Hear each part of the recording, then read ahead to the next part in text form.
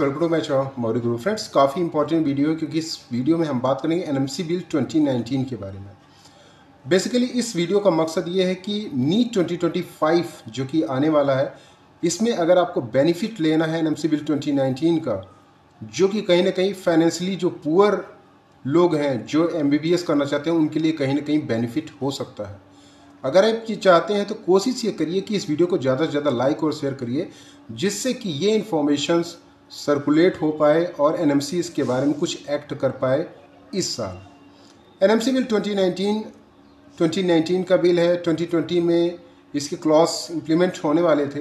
हालांकि उसके बाद एनएमसी बिल 2019 का जो मेन क्लॉज था, जो कि काफ़ी इम्पॉर्टेंट था फाइनेंशियली पुअर कैंडिडेट्स के लिए, वो ये कहता था कि 50% जो सीटें हैं डीम्ड यूनिवर्सिटीज़ की या फिर प्राइवेट मेडिकल कॉलेज की, उनका जो फीस स्ट्रक्चर है वो गवर्नमेंट मेडिकल कॉलेजेस की फ़ीस के बराबर होगा।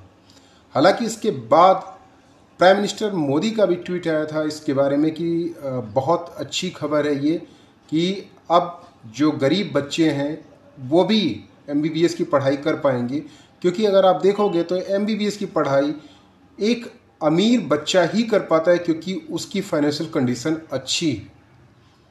दोस्तों, आपने देखा भी होगा कि बहुत सारे ऐसे बच्चे हैं जो इंडिया से एमबीबीएस करने के बजाय फॉरेन से एमबीबीएस करना पसंद करते हैं, क्योंकि वहाँ का जो फीस स्ट्रक्चर है वो इंडिया के कंपैरिजन में काफ़ी कम है।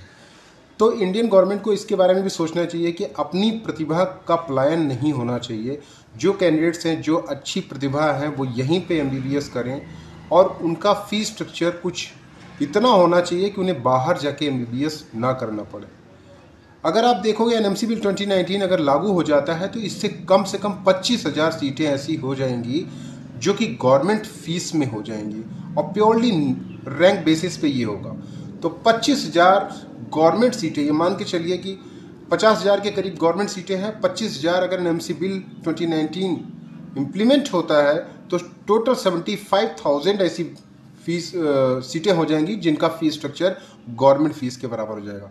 मीन्स बहुत सारे बच्चों को इसमें फ़ायदा मिलेगा, क्योंकि अगर आप देखोगे तो यहाँ पे एमबीबीएस करना बहुत ही मुश्किल हो जा रहा है बच्चों के लिए, क्योंकि करोड़ों अगर आप देखोगे तो उसके लिए आपको खर्चा करना पड़ता है। पहले तो आप नीट क्वालिफाई करो। नीट क्वालिफाई करने में भी एक बच्चा जो कि पुअर फैमिली से बिलोंग करता है, वो पहले तो उसको एमबीबीएस की कोचिंग के लिए पैसा चाहिए, क्योंकि कंपटीशन में रहना है तो आपको कहीं ना कहीं उस लेवल तक जाना पड़ेगा जिस लेवल तक और बच्चे जा चुके हैं कोचिंग वाले।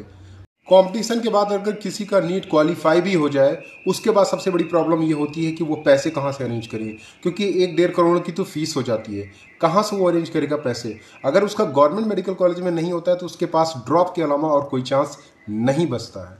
तो ऐसे स्टूडेंट के बारे में गवर्नमेंट को सोचना चाहिए, क्योंकि ये कहीं ना कहीं उनके साथ अन्याय है। आपको उनके बारे में सोचना चाहिए। और एनएमसी बिल जो कि बहुत पुराना बिल है, काफ़ी साल हो चुके हैं, अभी तक इम्प्लीमेंट नहीं हुआ है वो क्लॉज को इम्प्लीमेंट करना चाहिए। ये प्रोसेस तो चल रहा है, लेकिन प्रोसेस बहुत डिले चल रहा है, जिससे कहीं ना कहीं एक साल गुजरता चला जा रहा है, स्टूडेंट को इसका बेनिफिट नहीं मिल पा रहा है।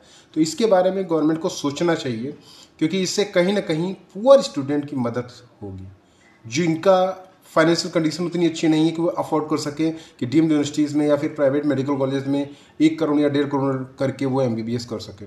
अगर आप देखोगे तो मेडिकल कॉलेज की संख्या बढ़ती चली जा रही है रात दिन, और अगर आप देखोगे हर साल मेडिकल कॉलेज बढ़ते चले जा रहे हैं, लेकिन डॉक्टर्स की कमी अभी भी इंडिया में है। तो डॉक्टर्स की अगर आपको कमी को दूर करना है तो डॉक्टर्स को प्रोड्यूस करना होगा, अच्छे डॉक्टर्स को प्रोड्यूस करना होगा। उसके लिए आपको इस तरह के बिल्स लाने होंगे जो कि स्टूडेंट के हित में हो। तो कोशिश यही रहेगा, हर साल मेरी कोशिश रहती है कि एनएमसी इसके बारे में सोचे और कुछ निर्णय ले as soon as possible. I hope इस साल ये निर्णय आएगा।